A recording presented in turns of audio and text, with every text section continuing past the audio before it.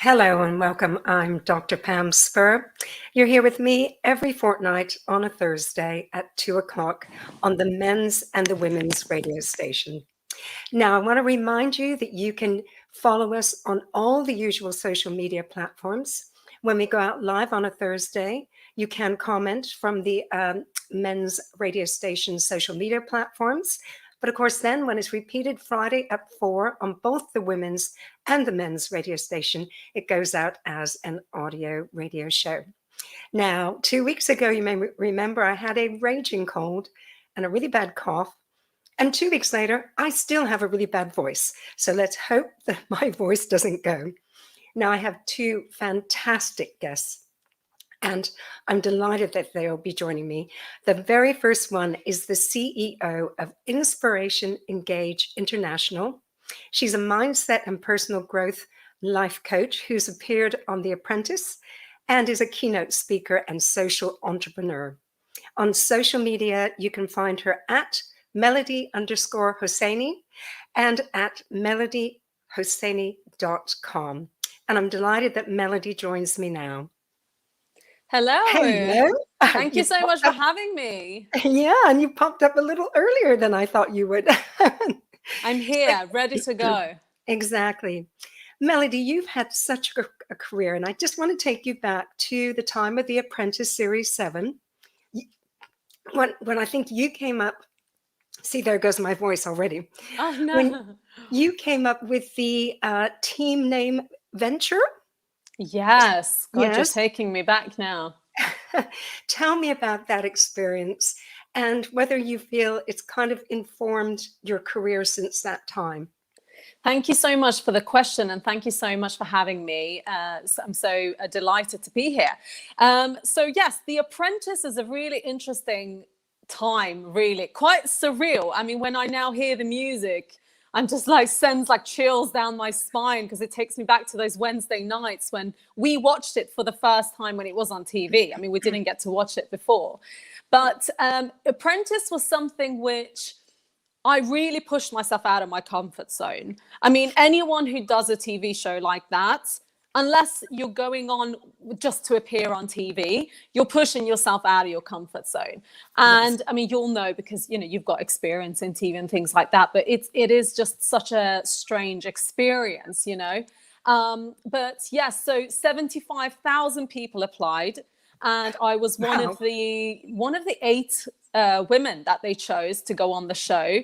And the reason I went on the show was because I really wanted to bring social enterprise to what was a dog eat dog business world. I wanted to bring something with a social impact to the table. And I went in and just did my best every week. I'm not going to lie and say it was easy because it wasn't. It's it was never really, easy on really The tough. Apprentice. No, and the thing is, being on it is very different to what you see on TV. It is very difficult. It does push you out of your comfort zone. And there was this article I remember that said that I've been held at gunpoint, but being on The Apprentice was scarier. It literally was like a headline, and actually, I think I may have even said that. And that has actually, unfortunately, happened to me. But I was so young. You're gonna have to tell me about that. I was so young, and when you're a child, you're so resilient. Your system is just bounces back.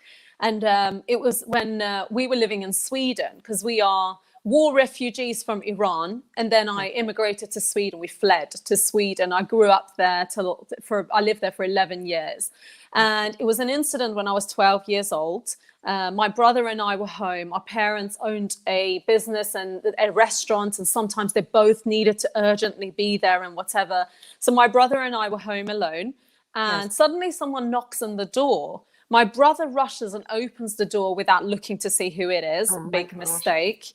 Yeah. And I can see from the living room, there was a man with a gun that just pushed him in, came into the home. We lived in an apartment. So at that moment, you do just run for an exit, but it was the balcony. And he came the other side and just pointed a gun to my face and said, no. And he sat us down and he gagged us. There were 2 of them. Oh my goodness. They gagged us, roped us up, and threw us into a wardrobe and said, if your mother comes home while we're here, we will kill her, which was a horrific, heartless thing to say to two children. Very cruel. Very cruel. And my brother was in kind of hysterical. Whereas I was actually, and you can't predict how you're going to be in extreme situations like that. No. Whereas I was very, very calm, all the while thinking, anyway, long story short, they were sent by people we know to come and take something very specific, which they did. And my mom came home, I kid you not, 2 seconds after they left. They actually crossed each other on the stairs, we later found out. Wow. And my mom came home and she was like, Melody, Millard, where are you? Thinking we're playing hide and seek, because we sometimes would do that. Yeah. And then when she opened this wardrobe door and saw her 2 children gagged and roped up. I just cannot believe. This is horrible.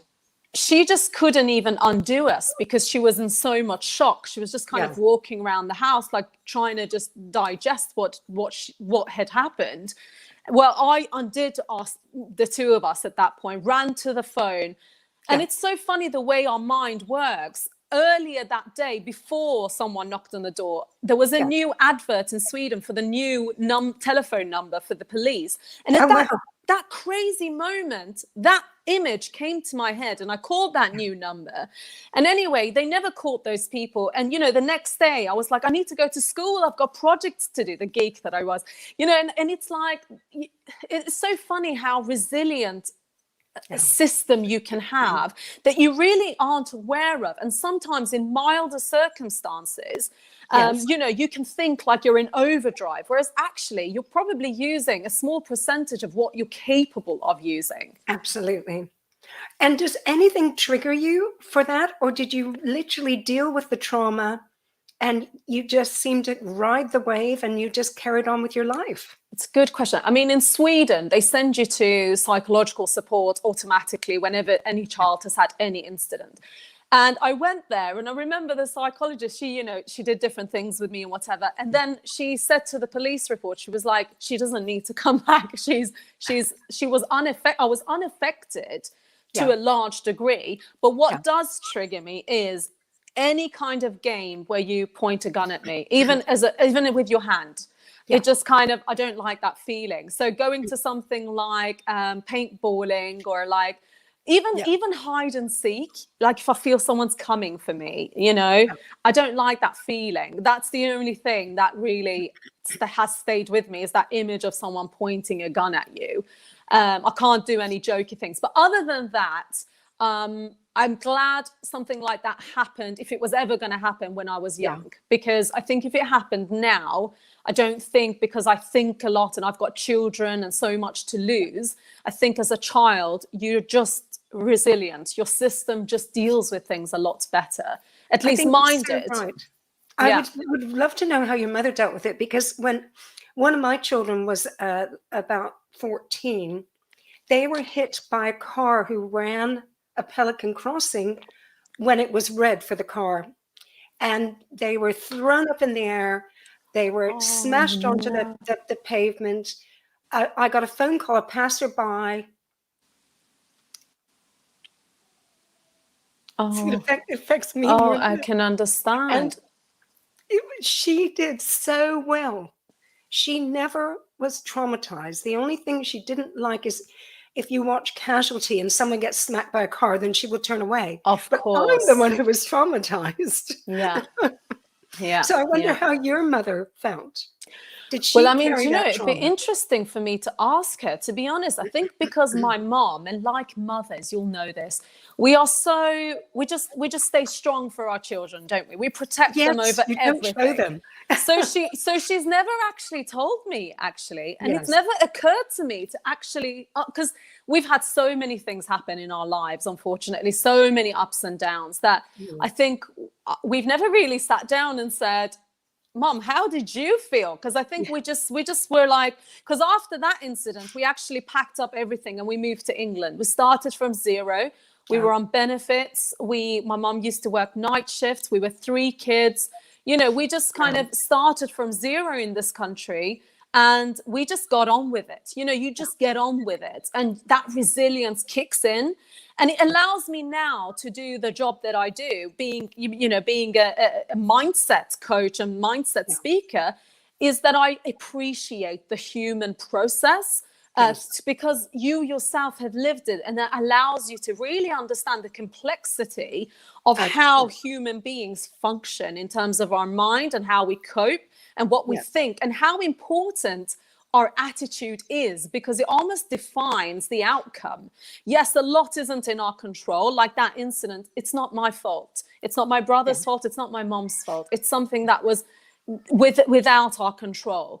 But how we then go forward is my control. It's my responsibility. And the more I feel like that, the more I can do about it. If I feel like, oh my God, I'm such a victim, it's affected me forever, and I use it as an excuse, and I'm talking on a personal level now, that will rob me of an ability to actually just kind of deal with it and say, you know what I do now is what's important.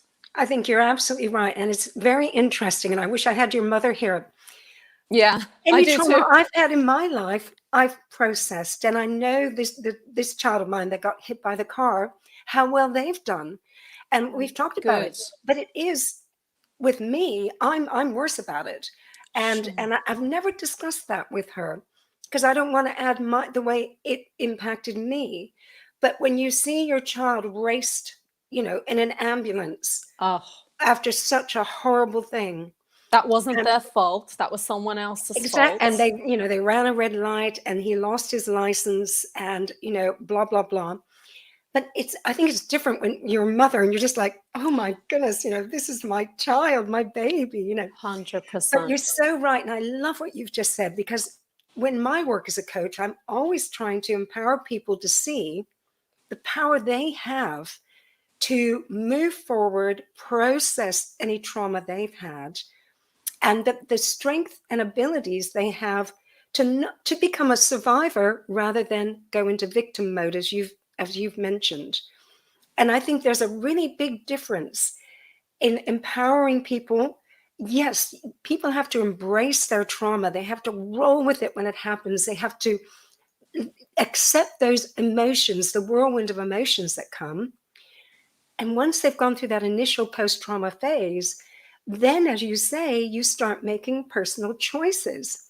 So tell me, this brings me nicely to one of my first questions for you was, how did you get into personal growth and development? Was it after The Apprentice or at some other point? Yeah, no, thank you. So basically, my career actually started when I was 13 years old. And this is actually one of the things which, being on a show like Apprentice, you have to combat, is that obviously people think that everything happens because of The Apprentice. And it really wasn't. I remember the Independent did a newspaper article on the candidates, and about me, they wrote, if Melody has achieved what she says she's achieved at the age of 26, which is what I was then if she's achieved all the things she says she's achieved, she must be 82 or something. I mean, because I started when I was 13 years old. So at the age of 13, when we moved to England, when we started from zero, and I was being bullied at school, and English was my third language, and I didn't understand a lot of the things that were happening. We were dealing with a lot of things. We'd left our family, our friends, everything. My parents were divorced. There was so much happening. And, when I was 13, I remember thinking, I can either drown, because that's what it felt like. I mean, it was a very difficult time. I can either drown, or I can just divert attention. Yeah. And now it amazes me that I had that thought at the age of 13. But maybe through the things we'd gone through, and sometimes adversity is a builder in, a character. I kind of had realized that actually, you know what, I need to find something else. And I remember thinking, it feels good to be useful. It feels good to make a difference. So I was reading a magazine, and it was, I don't know if you remember now, Just 17 magazine, right? This girly J17. It was When I was no one 17, they remembers had it. that now, right? So Just It's been around for 17 years. magazine. It's not anymore. No one knows what I'm it is. sure And there's only so many people magazines maybe that our are age gone. and above. Anyway, so then I saw in this article saying, do you want to get young people's voices heard? And, you know, all this. So anyway, long story short, I became one of the co-founders of something called UK Youth Parliament. So that was all about campaigning to get young people's voices heard. We had a meeting with Tony Blair, you know, and it's still around now. It's one of the world's most successful youth democratic organizations in the world. So I became involved with that. So when my friends were having fun on a Saturday, chilling in town, have I frozen? Am I here? Can you hear me? No, you're fine now. Oh, you're okay, fine good, now. good. Yeah. So I was there in the Houses of Parliament thinking about better ways of doing things. That saved me. I mean, it really did, you know, just making a difference. Yeah. So then from there, I developed an interest in people. I just love people. I love human process. I love human stories. The amount of people I've met on trains and buses and planes, you know, I'm just interested in people. Yeah. So that became my career, you know, so I did a law degree, but I decided not to pursue that and instead follow my passion, which was in human development. So I started training people. First, I started training, you know, so just like, how do we create change? How do we empower people? But then I realized, actually, it's not about strategy or process. It's about the human being and what they think of themselves. You know, and it all starts with our identity. What do you think of your own ability? Do you like who you are? You know, these are all very important questions that unlocks each individual's potential to fulfill whatever it is they want to be. It's not about devising a goal that's universal. It's about very individual people that can then create magic through just shifting a few things in their mindset that then allows them to be their happiest. And that's what's important. I love that sense of what you've just described. And often when I'm working with people, I say to them, do you know the whole life that you've been living since you were tiny, you've been carrying around a basket and people put messages in it. Your parents might have said to you, oh, your brother's the clever one. You won't go to college. Don't worry about it. You can get a job in the local shop. You know, your school teacher might have said, oh, you're so difficult, you know, that kind of thing. That you've been collecting messages all your life, often from people who don't know better and should have not said those sorts of things to you. And you have to realize that the way you feel about yourself, which is the words you were using about how you feel about yourself, often has been impacted, especially in childhood, by those messages that people gave you. And part of the process I find in coaching is understanding those messages and how they make your internal voice, your monologue. Oh, no, you better not try that because that's probably out of your intelligence level, or you better not try that because people always said when you're at school you wouldn't be good at being creative or something. And it's often about sorting and sifting those messages, and so you can actually discover you and your power. And I'm so glad Helen has just joined and says, good afternoon, ladies. And she's often involved in the show, and I know she's gone through lots of personal journeys, so I'm glad she's come in at this point. But do you understand what I'm saying about when you're trying to discover who you are, you sometimes have to get rid of what other people have told you are? It's so funny you say, I mean, look, everybody has different approaches, right? The way that I like to work with my clients when I do mindset coaching, whether it's because I do a program, coaching for kids, which is 4 to 16-year-olds, and then I do invest in yourself, which is for adults.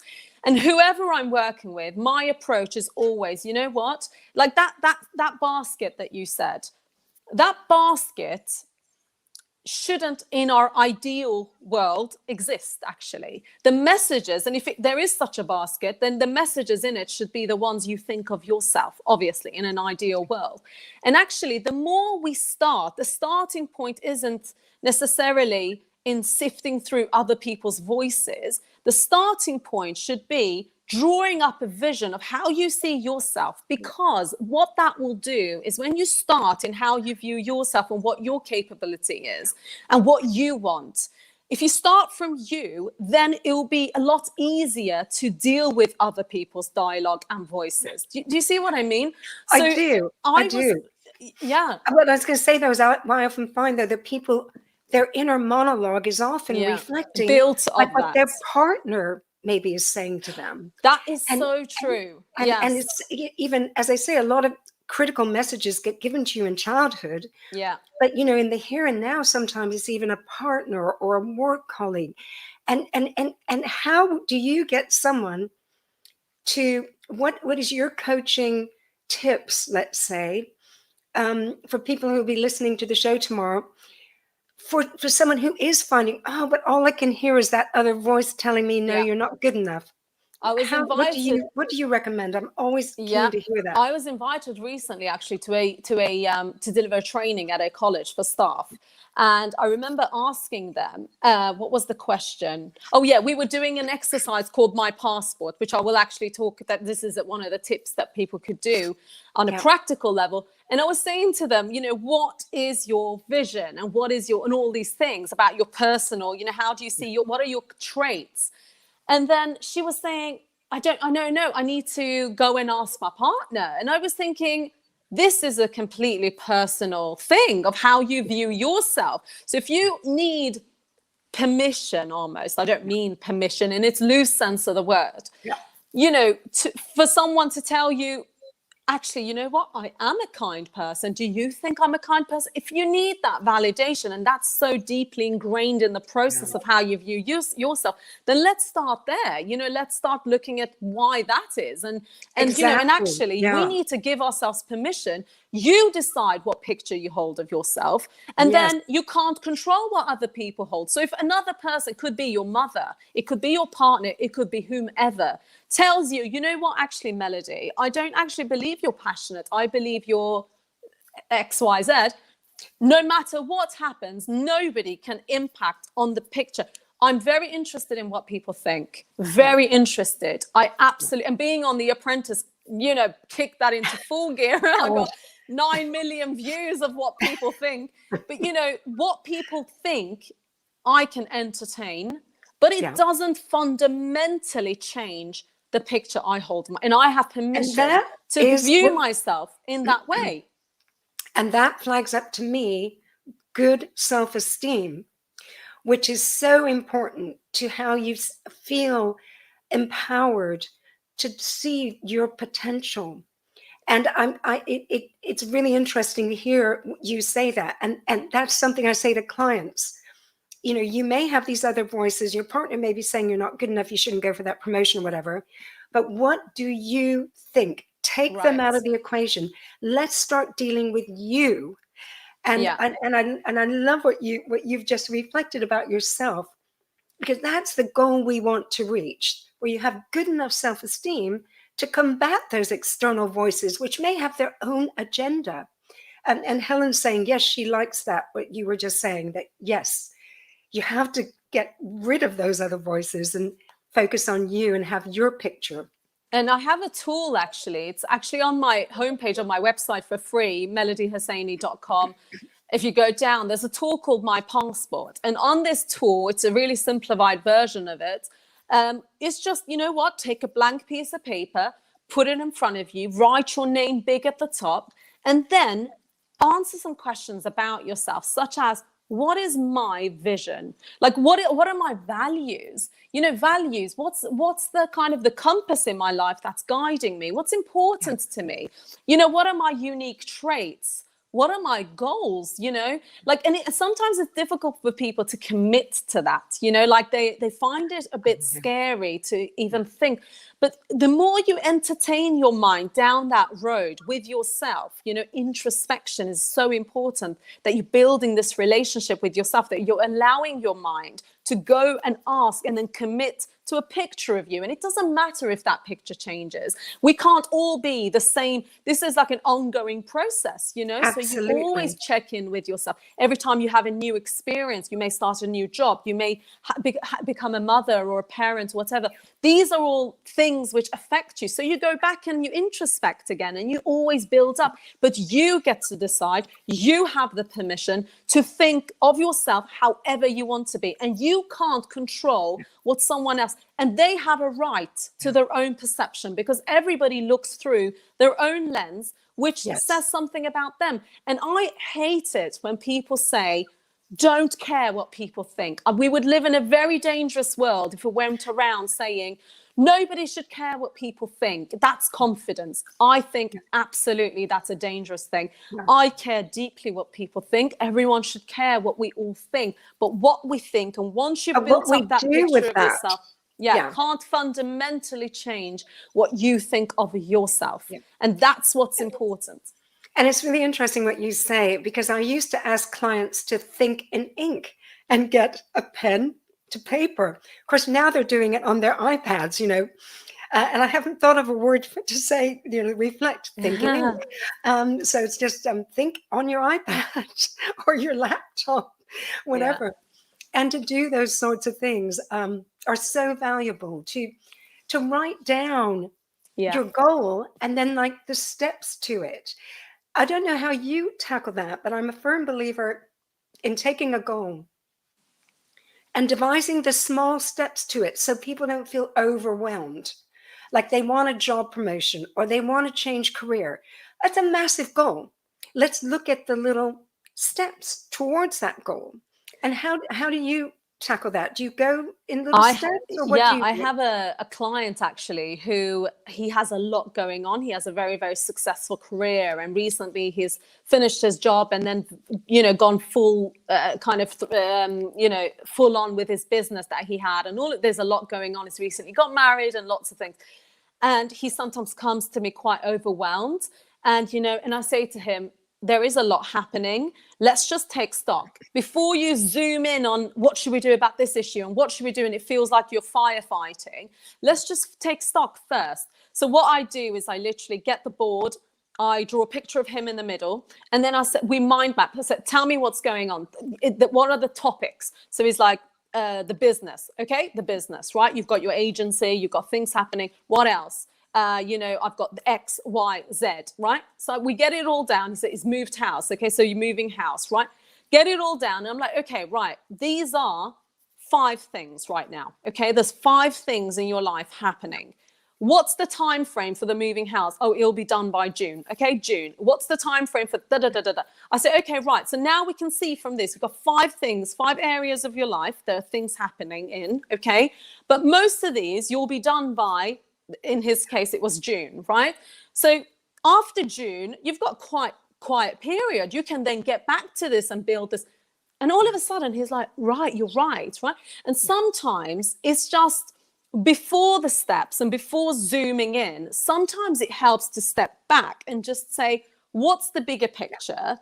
Actually, because otherwise what happens is your mind gets overwhelmed, because when you zoom in and you're like trying to do the right thing, you're trying to do the steps, but then you're like, oh, but I can't because there's so much else happening. But actually, if you take the so much else into perspective and then zoom in, then you suddenly feel, you know what, I'm in control because I'm coming at it from this perspective. It is so much about control, isn't it? What you say, it's, and often high achievers, because they're high achievers, have so much going on in their life that they often then end up feeling out of control. Yeah. And what you've just described is so similar to how I work with people and trying to get them to feel in control of what they can and let go of what they can't control. The 12-step program, which I often say to people who I'm coaching who don't have alcohol issues, drug issues, sex addiction, whatever, The 12-step program is something we should all learn to do, one day at a time. What can we manage? What is in our control? What is not in our control? And that sounds so much like the process you're describing. I can't believe we are almost out of time. I could have talked to you a lot longer.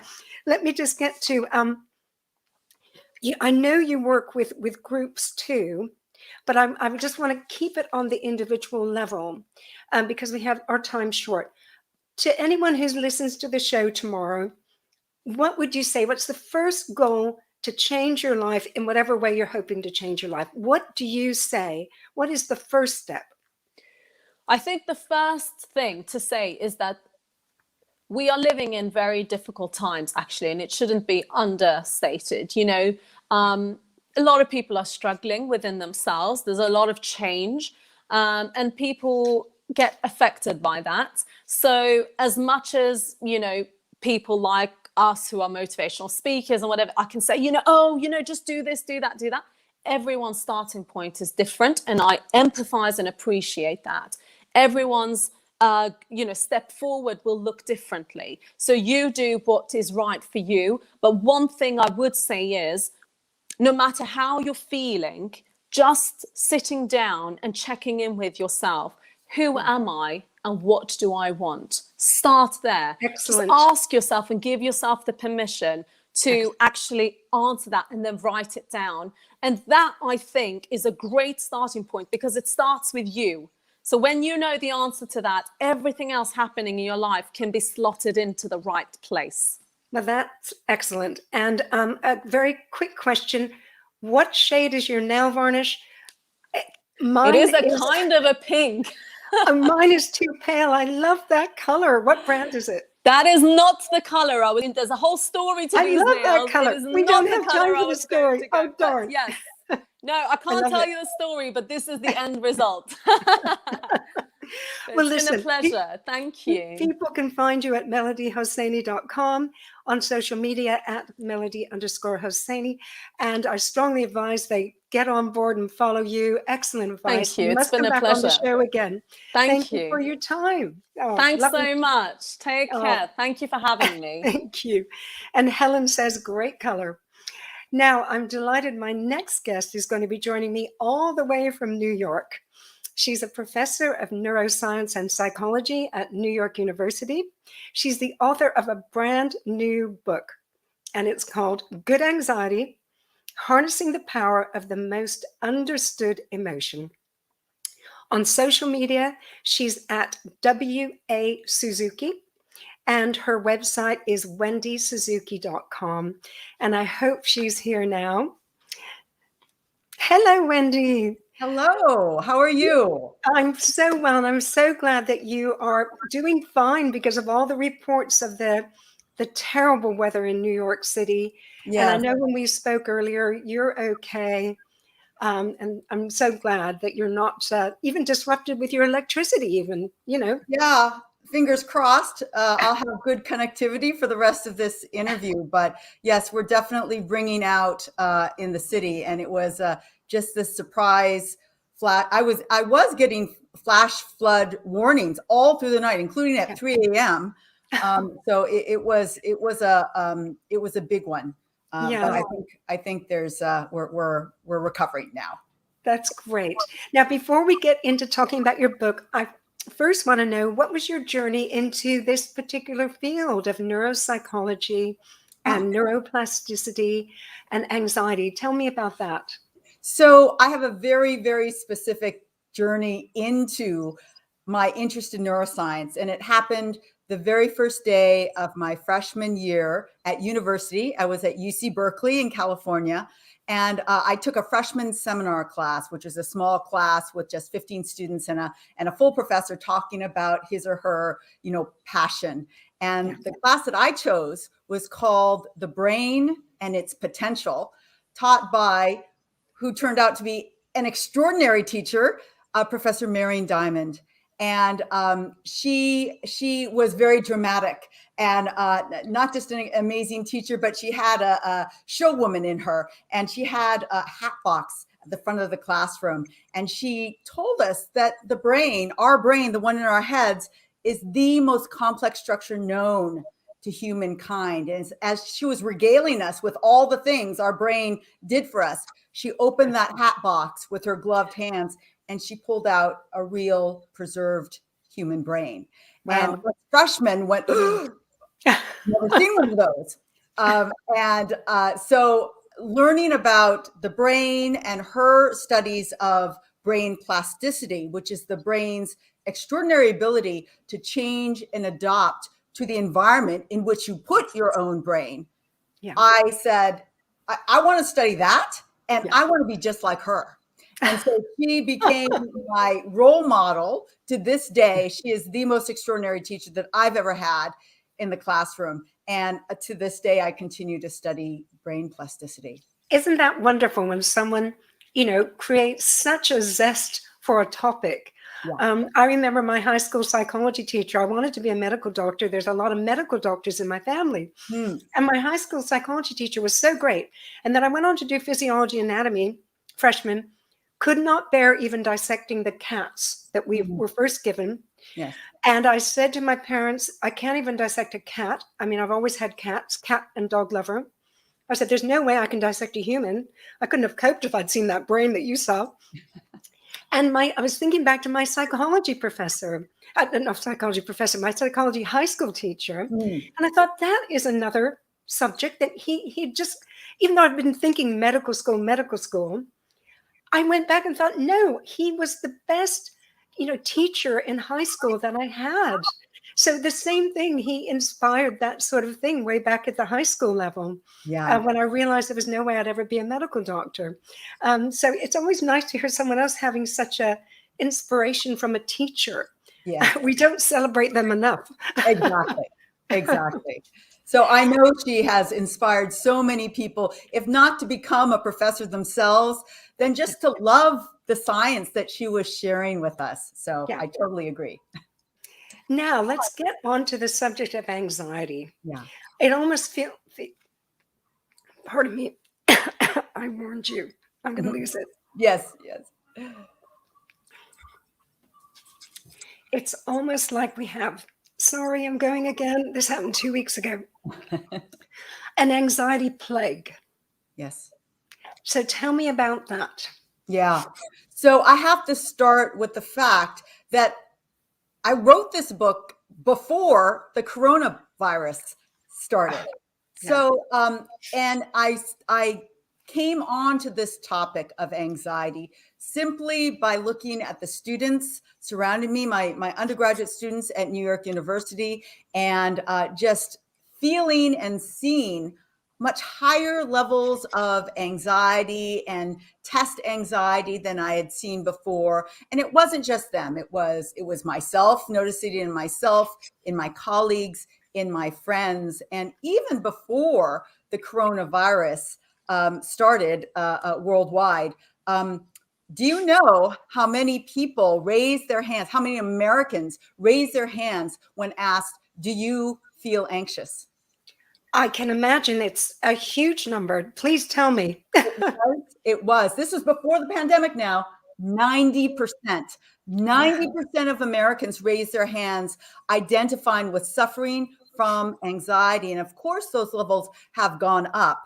And so that was the reason I wanted to tackle this topic. And the book now let me just clarify, though.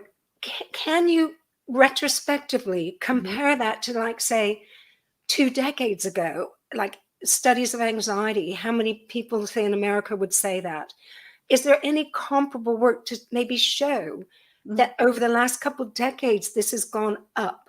Or has it always been there and maybe people weren't so happy about raising their hand and saying, I'm anxious? That's a great point. I think both of those are probably true. I think there has been an increase, a slow increase overall. We know from reports that things like the 24/7 news feed and the heightened use of social media and some of the ways that those outlets can affect our mental health. And in fact, we know since the pandemic, one of the groups that have been affected most with clinical anxiety, and in a second I'm going to make a really important statement about that. One of those groups that have increased in clinical levels of anxiety are adolescent girls. And we know that those social media kinds of feeds can be very, very devastating for mental health. Now, having said that, my book, Good Anxiety, doesn't address clinical anxiety, clinical level of anxiety, which needs to be treated by a medical doctor, just like a broken leg. It's a different beast. But as we all appreciate, anxiety exists on a spectrum. I am talking about, and this book addresses the majority of that 90+% that suffer from what I call everyday anxiety. You may not need to go to the doctor for this, yet it is draining. It affects you. It affects your productivity. It affects your happiness. And that's why I wrote the book that has become even more relevant since the start of the pandemic. Yeah, since you've mentioned that, so how would someone listening to the show tomorrow, how would they know? What are the markers that you think would tell them, I actually need to see my GP here in England and talk about this? Or how would they know if it is, as you say, kind of everyday anxiety that might diminish their life a bit, but it's not, clinical anxiety? How do people tell that? So that's a really great question. And I would say that if you do have that clinical grade anxiety, this is something that is stopping you in your tracks. This is not like, oh, it's hard for me to get out of the house because I have social anxiety, but it is keeping you from going out of your house and living your life. If you have that level of worry all the time that is stopping you in your tracks, that is when you need to go see your GP. But also know that all of us are suffering from this. And I think one of the things that I think is so important about this book is I really wrote it as an invitation to be more open with our own mental health, start talking about it, including, and here I want to embrace everybody from those that suffer from clinical levels of anxiety to so many others that have anxiety that is embarrassing. It's worrisome. It causes shame in people. And the message is, look, 90% plus of everybody that you see has the same thing. Let's talk about it. Let's be open. Let's start that conversation. That is such an excellent message. Now, before we get into sort of like the advice you give in your book and that thing, setting a little more background. A lot of people say to me when I'm coaching things like, oh, I'm so stressed. I'm so stressed. And I think we've got confused between stress and anxiety. And I wonder, what is your perspective on that? Yeah, that is also a great kind of background question or foundational question. And the answer is that anxiety is one of our emotions. It is an emotion that comes with fear associated mainly with the unknown or uncertain situation. So one can imagine that the global coronavirus pandemic and all the variants is a fertile ground for inspiring higher levels of anxiety. So that is the definition of the emotion of anxiety. Most of us can say, yes, I know what you're talking about. Now, what causes anxiety? Anxiety stimulates that fear of uncertain situations. You hear something new about the coronavirus and you have, what feels like an anxiety attack. That physiological feeling, the butterflies in your stomach, the sweaty palms are caused by a physiological stress response that is undergirded by a part of the nervous system called the sympathetic nervous system. It's also called the fight or flight part of our nervous system. And it was evolved to help us flee from danger. Used to be 2.5 million years ago, very physical danger. Think lions and tigers and The bears. saber-toothed tiger, yes. Yeah, saber-toothed tiger. The woolly mammoth. Yeah, exactly. That level. But it's important to realize that that same exact fight or flight system that was there 2.5 million years ago is also in us. Same exact thing. Exactly. It's important to realize that. So it was designed to address a physical danger, and so it puts blood into your muscles so that you can fight or run away really fast and save your life. It increases your heart rate. It increases your respiration. Great. It does a great job. Well, the problem is today, big message. Why is that so important? It is protective. It was evolved to protect us. The stress and the anxiety that stimulates the stress system evolved to protect us. It's a good thing. And most people are like, there's nothing good about my anxiety, right? Why is that? Well, because now our anxiety and that corresponding stress response is being triggered all the time, 24/7. First thing you read in the newspaper, first feed that you see on your phone triggers some little form of anxiety. And too much of any good thing, including any protective thing in our life, is bad. And so our first issue is that our anxiety, our global individual anxiety levels are turned way up in the volume. And so we've lost that protective aspect. And but so when people say, I feel stressed, I often try and get them to pick apart exactly what they mean. Actually, do they mean they feel anxious, or actually did they have too many tasks given them at work that day and it just kind of made them jumpy and feel stressed or whatever? And I think people tend to use that interchangeably. And do you think that's okay, coming from your perspective? Yeah. In fact, in the intro chapter for Good Anxiety, I list all the things that I was hearing, again, before the pandemic, that made me start honing in on anxiety. And people would say, I feel stressed. I'm overwhelmed. I can't, I'm tired even. I can't handle it. And I realized, as I heard it so much, and as I complained to myself and my own friends, how are you doing? Oh, so there's too much going on, right? That is the standard answer, certainly here in New York City. That's my answer right now. I've got too much going on. And right now, I think all of those are part and parcel of this collective increase in level of anxiety that we are feeling.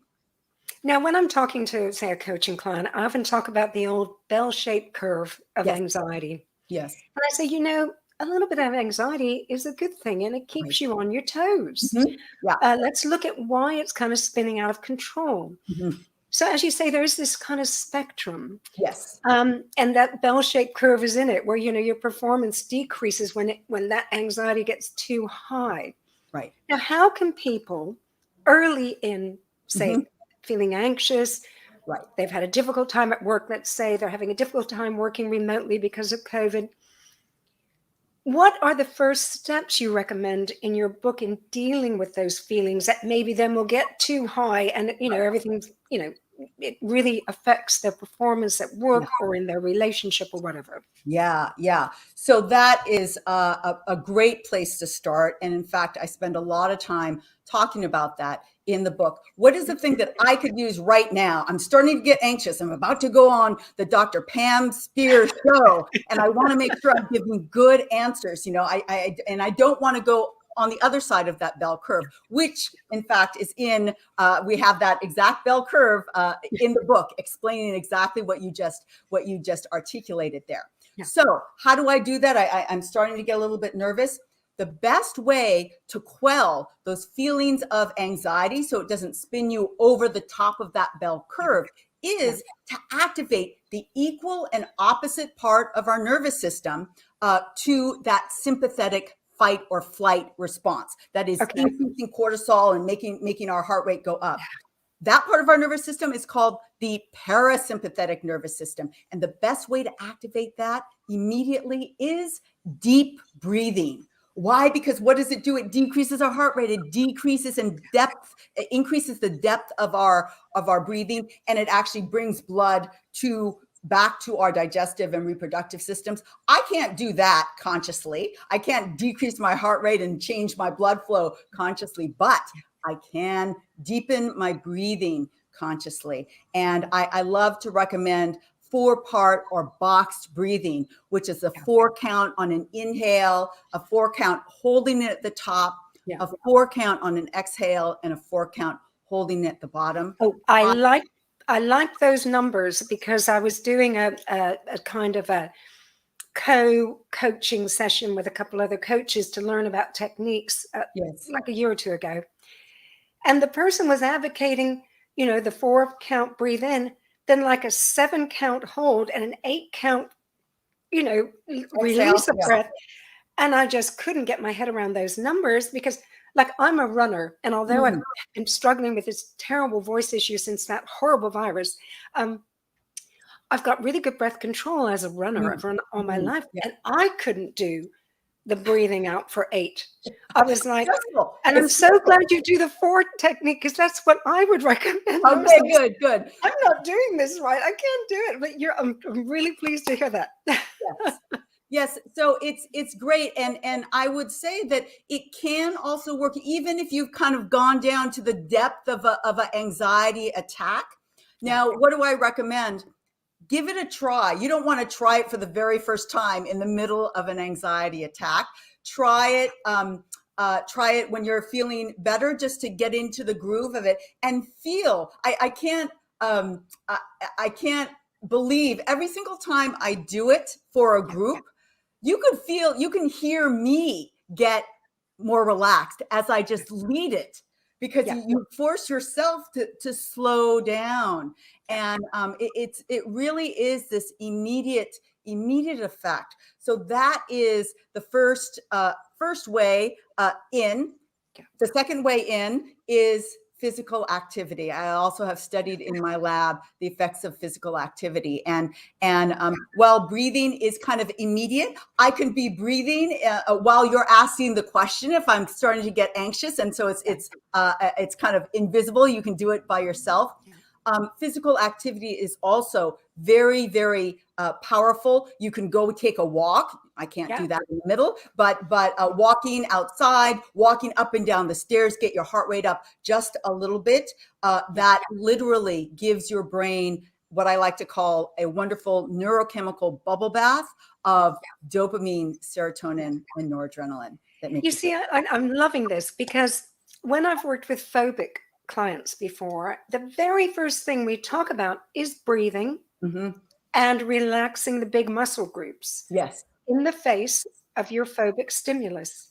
Because when you learn those techniques, when you're not stressed and you're not confronting your phobia, maybe it's getting a lift at work or something, it's so valuable when you've relaxed your body, your breathing, to then face what causes you the anxiety, which basically, when you think about a phobia, you get anxious in the face of your phobia. So I think that is such excellent advice. But people often say to me, but it's my mind that's anxious, not my body. I'm going, no. Everything freezes up, you tense, and and so, I mean, I just think that's such a great starting point for people who will listen tomorrow. Tell me what you would then recommend next. Yes. So I think one of the core principles in my book is the idea of getting more comfortable and making friends with those more uncomfortable emotions that accompany anxiety. It's not about, and the book does not promise, I'm going to get rid of all your fear and anxiety. You will never have that ever in the world. Why? Because it is protective for us. We want it. So it's actually a lot of our energy and ambition comes from that energy of anxiety. So we're not getting rid of it. But one of the most surprising things that I learned while writing this book is I found myself making friends with my own anxiety. Now, this is not a warm and cuddly friend. It's kind of a prickly friend. I think we all know what they tell it like it is. Yeah. And what I mean by that is I found myself looking at where that fear came from. What does it tell me about my values? What does it tell me in a positive sense about my life, rather than just the knee-jerk reaction of get that fear away. I hate fear. I don't want to even deal with fear. And so it's really a self-reflection that is a really, really important part of this. Once you get your anxiety down using breathing, using movement, using one of the 40 tools that I provide in the book, then you can start looking at your difficult emotions and asking, where does it come from? What does it teach me? How can I be creative in exploring that in a way that is not just reflexively trying to get away and never thinking about it again? Yeah, it's almost like stepping back, and almost the way you sometimes assess a family member or a friend or a work colleague, and you look and you think, wow, why are they so anxious? What is it about them? And you often reflect about people you care about who are going through hard times. Yes. But it's time to reflect about yourself when Exactly. you're going through those hard times. Yeah. Which is so valuable. I wish I'd been sent the book. Oh, I'm so sorry. I will send it to you post-interview. I could do with reading it right now, having just done the house move and I had family members ill, and then I got ill. Oh, I want to read it. Thank you. So that is a really good next step. And anything, we have a few more minutes. Tell me what you would like to reveal from your book. What do you think is important for people to hear tomorrow? Yeah. So I think there's two more key pieces of information that I want to share. The first is that it's just following along. So we've turned the volume down on that anxiety. So we get it back into that more protective mode. We have self-reflected on the information and the wisdom that can come from these negative emotions, what's causing it, what did it tell me about myself. And then I think one of the big kind of wonderful aspects of this book is the gifts or superpowers that come from anxiety. And so you might think, what? I've never gotten a gift from my anxiety. And let me just share one of my favorites, and that is a superpower of empathy. So this superpower comes directly from one of my personal longest standing anxieties, which is social anxiety. So as a young girl, I was very, very shy, high school wallflower, always wanted to be at the dance, but always was a wallflower. And I would say I can't believe that, because of, I've friendly learned and outgoing. I have skills now, but I can tell you that ask any of my high school friends, they will agree with me. And then even in my academic career in college, I remember being there in class and really wanting to ask that question, but being scared that I'm going to be wrong. And it's very scary to do that. Well, of course, I've gotten over certain aspects of that social anxiety becoming a teacher.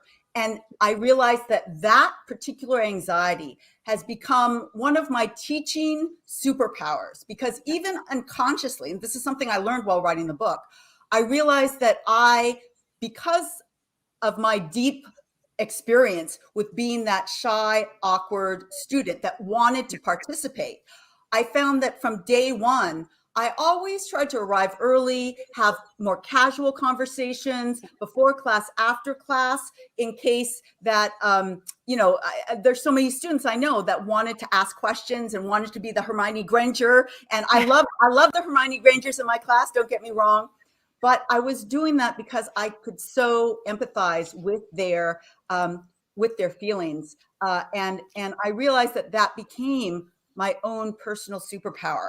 But that's just me. Everybody has a superpower from their own anxiety. I love something you just touched on about arriving early. I do a lot of date coaching for singles. And I always tell them, yeah, maybe you do not want to be early for the date, but be early to the area of the date so that you can just then relax, give yourself that time so you're not rushing into that first date or you just kind of like panting, you rushed from the tube or from the bus or whatever, to get to the general area early, have a walk around, relax your breathing, everything you were saying. Yes. And then you kind of calm your nerves for that time when you first meet that person.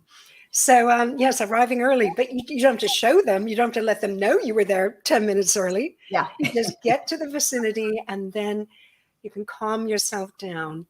Now, let me just give the title of your book again. Yeah. It is Good Anxiety, Harnessing the Power of the Most Understood Emotion. And that's by you and your professor of neuroscience and psychology at New York University. I've so enjoyed having you, Wendy. Thank you so much for all that valuable information you've given us. And I look forward to seeing your book. And I hope people will check it out. Good Anxiety. If they Google that, they'll definitely get to it. And I just want to thank everybody who is listening and for joining in. I'll be back in a fortnight with some more fantastic guests all about well-being. As you know, here on the women's and the men's radio stations, it's all about empowering you to make your life better. And I hope you take on board some of Wendy's advice. Thank you again, Wendy. And look after yourself until a fortnight when I'll be back with you. And don't forget to check out the other shows on the men's and the women's radio station, because you will benefit from all the wonderful guests that we get on these stations. So take care of yourself, and I'll see you in a fortnight. Bye-bye.